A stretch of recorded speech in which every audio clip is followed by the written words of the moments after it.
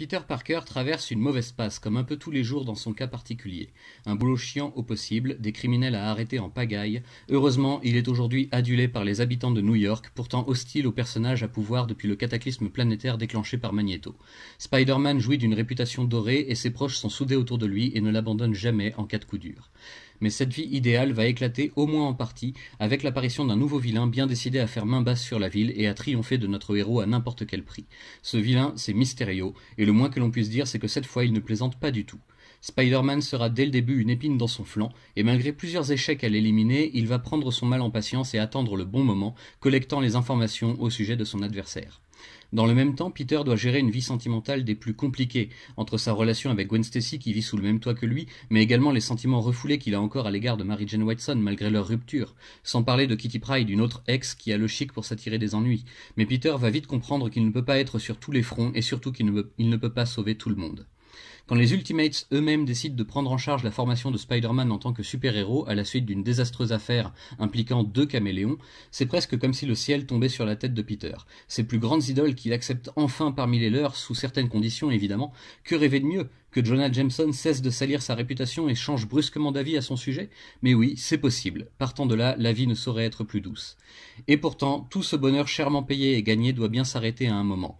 Peter va se retrouver attaqué par ses ennemis les plus intimes et les plus dangereux, jusque dans sa vie privée et au-delà du masque de Spider-Man. Pour protéger ses proches et toutes les personnes qui lui sont chères et qui gravitent avec amour autour de lui, il va devoir faire un choix déchirant et lutter jusqu'à la dernière étincelle de vie en lui, jusqu'à son tout dernier souffle.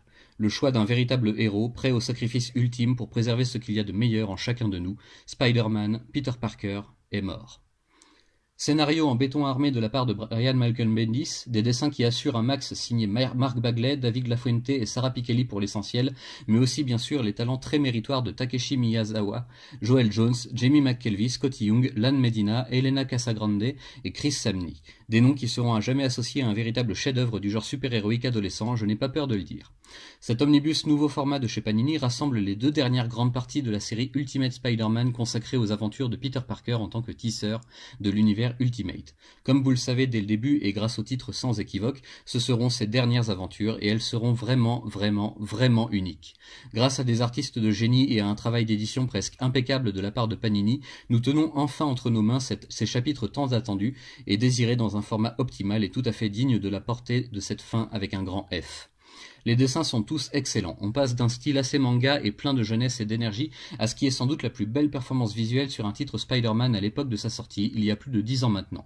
On signalera la couverture de Frank Shaw, juste parfaite, la 4e de couverture par Joe Quesada en personne, très émouvante, et la petite illustration du dos qui donne tout de suite les larmes aux yeux. Tout est vibrant de vie, de chaleur et de force, et le lecteur plongera à corps perdu entre les cases et les dialogues ciselés avec brio pour assister au grand final tragique qui ne sera pas sans rappeler aux plus avisés ce qu'un certain Boy Scout en bleu et rouge a traversé au début des années 90 chez la distinguée concurrence. Oui, je n'ai pas non plus peur de faire ce rapprochement, vous le ferez vous-même immanquablement en voyant la puissance brute qui se dégage de cet ultime combat, de ce dernier round et de tout l'amour qui est porté ici au personnage de Peter Parker par ses proches comme par ses auteurs. Alors l'album n'est pas exempt de défauts bien sûr, à commencer par l'encart rouge Marvel Omnibus, qui dépasse largement de la limite définie précédemment, ce qui fait tache dans une rangée bien alignée de ces beaux albums. Mais passé ce premier choc, force m'est d'avouer que je me retrouve comme un con à chercher de quoi redire, alors que fondamentalement je suis ravi au plus profond de mon être par ce que je viens de lire et de refermer. C'est un véritable délice du début à la fin, un plaisir sincère à un prix très honnête et dans un format soigné au possible, merci Panini pour le retour de la jaquette au passage. Bref, un très beau cadeau à faire à tout fan de Spider-Man qui se respecte. Le plus beau, vous n'avez même pas franchement besoin de connaître toute la série Ultimate pour lire cet omnibus, tout le travail vous est mâché par Bendis et par le chic résumé éditorial. Vous avez simplement à vous détendre, vous installer confortablement et à profiter à fond de ces heures de lecture passionnantes. J'ai lu beaucoup de choses sur Spider-Man, sur beaucoup de runs, beaucoup d'histoires différentes et je n'attendais rien de spécial de la part de l'univers Ultimate. J'ai pourtant rarement été aussi ému et aussi impliqué dans une lecture et par un récit qu'avec celui-ci. Gwen Stacy est parfaite, Mary Jane est parfaite, Tante May est parfaite. Le traitement des personnages féminins à lui seul mérite d'être largement salué car sans elles, cette histoire n'aurait pas autant de puissance et d'impact. C'est grâce à leur amour pour Peter mais aussi à leur force et à leur volonté que ces femmes magnifiques parviennent à nous arracher de véritables larmes de tristesse en assistant impuissants à leur deuil tragique. Bref, vous l'aurez compris je pense, c'est non seulement une grande lecture mais également un franc coup de cœur pour moi, et je suis totalement prêt à fermer les yeux sur les quelques erreurs mineures de Panini au niveau du design. Parfois, il faut savoir faire taire le collectionneur en soi et laisser parler les motifs sincères, ne pas avoir honte de reconnaître qu'un récit fictif d'encre et de papier vous a touché droit au cœur. J'espère ne pas avoir gâché le plaisir de quiconque en vous résumant cette belle histoire, ce dernier chapitre, et également que vous saurez en profiter pleinement à votre tour et découvrir toutes les belles surprises qui s'y trouvent en pagaille. Longue vie à Spider-Man.